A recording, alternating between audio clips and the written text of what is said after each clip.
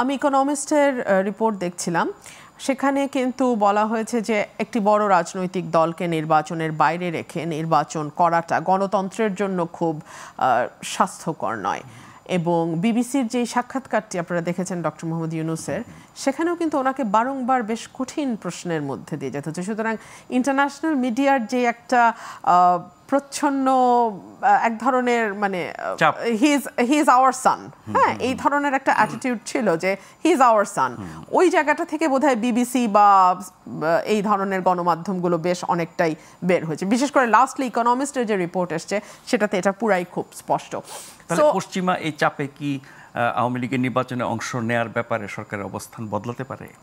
দেখুন, সরকারের সত্যিকার অর্থে খুঁটির জোরটা কি?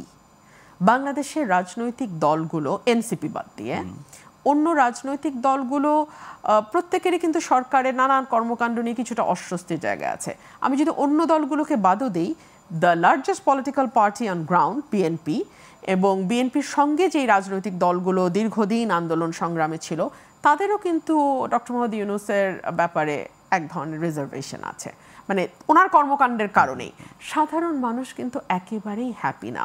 আপনি নিশ্চয়ই একদমই আমজনতার সঙ্গে আপনার কথা বলতে হয়, চলতে হয়। আপনি তাদের সঙ্গে কথা বললেই বুঝবেন, বা তারাও অনেক সময় আপনাকে নিজে থেকেই বলে যে কবে নির্বাচন হবে, আমরা একটা স্থির অবস্থা দেখতে চাই, একটা স্থিতিশীলতা চাই সর্বত্র। হ্যাঁ, সো এই জায়গা থেকে আপনি দেখুন যে এই প্রশ্নটি ইকোনমিস্ট আজকে তুলছে, এই প্রশ্নটি কিন্তু শুরুতেই বিএনপি বলেছিল যে কোনো দলকে কাগজে কলমে নিষিদ্ধ করা বা কর্মকাণ্ড নিষিদ্ধ করা, এই বিষয়গুলোর সঙ্গে বিএনপি একমত নয়। বিএনপি মনে করে যে যেই দলটি, বিএনপি বিশেষ করে যেই দলটির হাত দিয়ে বাংলাদেশে বহুদলীয় গণতন্ত্র এসছে, ডেফিনেটলি সেই দল মনে করে যে মানুষই প্রত্যাখ্যান করবে। এই যে একটু আগে ভাই বলছিলেন যে আমাদের জামায়াতে ইসলাম, সে তো পাকিস্তানেই অবস্থা ভালো করতে পারে নাই, সেখানে বাংলাদেশে সে কি করে অবস্থা ভালো করবে? সো বাংলাদেশের মানুষ কিন্তু জানে যে কাকে ভোট দিতে হবে, কাকে কোন দলের পাশে থাকতে হবে, কোন দলের সমর্থন করতে হবে, এটা কিন্তু বাংলাদেশের মানুষ খুব ভালো বুঝে।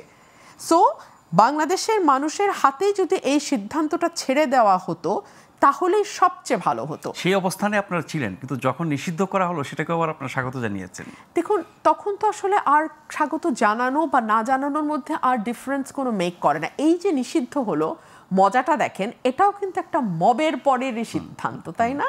হাসনাত আব্দুল্লাহ তার দলবল নিয়ে যখন গিয়ে যমুনা ঘেরাও করলেন, এবং সেই দলবলের সঙ্গে ইসলামিক ফোর্সগুলো গিয়ে যুক্ত হলো, কারণ মানে এনসিপি তো আসলে 5-7 জনের বাইরে আর কিছু হওয়ার নাই।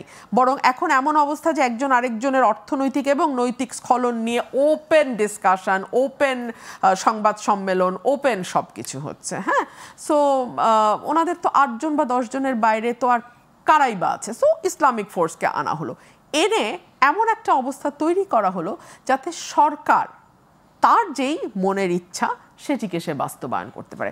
সরকার যখন কোনো কিছু করার সিদ্ধান্ত নেয়, যেহেতু এই সরকারের কোনো দল নাই, যেহেতু এই সরকারের কোনো ভোটের ভিত্তি নাই, সো এই সরকারের এখন হাতে রাখতে হয় এই ধরনের মব তৈরি